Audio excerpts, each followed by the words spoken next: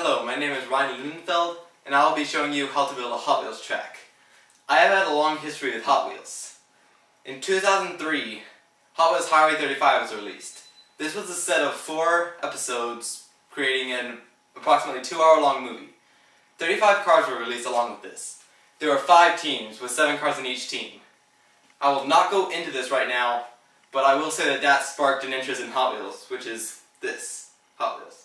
The track we will be building today is a simple one, consisting of a launcher, a 180-degree turn, a booster, and a loop. And it will drive into this barrier, which is made out of extra track.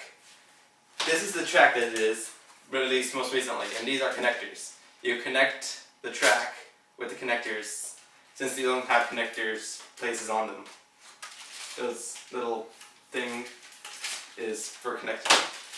So this launcher is a pullback, and inside it there's a rubber band. So the physics behind this include the elastic potential energy, which is rubber bands, and they are elastic, so elastic potential energy. The farther back you pull it, the more velocity the launch car will have. So these connectors on the end of these go into each track, as I already explained. So that would connect there. That's the launching starting point. Next comes the booster, and the booster will plug into the loop so the car can have enough velocity to get through the loop. The physics behind the loop is centripetal force, which is the force that pushes the outside of a circular path. A lighter car, like say Vulture, which is my favorite Hot Wheels car, will have or require less centripetal force to keep it through the loop than a heavy car like this. This is a Dodge. So I'm going to be testing with those two and this third car, Diora 2. Oddly enough, Diora 2 was the main character's car of Highway 35. So I'm also going to show you a picture of an advanced Hot Wheels track. This, if you can see it, is consisting of many loops and some really unique turns. Obviously I cannot fit this here, and this is obviously complex, and I got it from blogcdn.com. This was built in 2011, so there's a lot more possibilities now with new tracks introduced.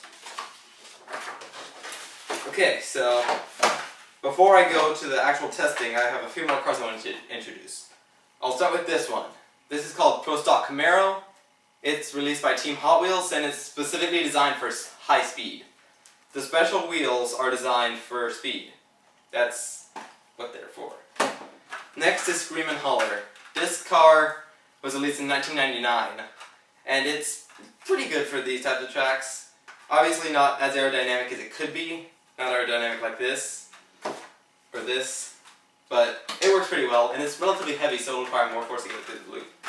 A car like this, a dump truck, it's called a tipper, I don't know why they call it tipper, is obviously not aerodynamic, but for cars like that, they designed this. This is called Hot Wheels World. And it's called World because basically you construct a city. There's 2 lanes, which is like what most roads are. So cars like this that aren't aerodynamic, you can use on Hot Wheels World. I do not know when Hot Wheels World was released, but that's all I know about that. I couldn't find it anywhere. So let's get to testing. First I'm going to test with Diora 2. I've had bad luck with this car testing, so we'll see how it does. And start it. 3, 2, 1, 1. Okay, that is not good. Its surfboard fell off. I'm not going to test with that one again. Bad luck. So next let's go to the Dodge. It's heavier, so it should stay on the track better than the lighter Diora 2. And launch. Okay. 2 out of 3. Let's try Vulture. Go. And Vulture made it. Okay, so as I explained earlier, this is a very simple Hot Wheels track. 1 booster, 1 turn, 1 launcher, and a loop. there's other factors including jumps, which are jumps, a launching jump ramp and a landing ramp.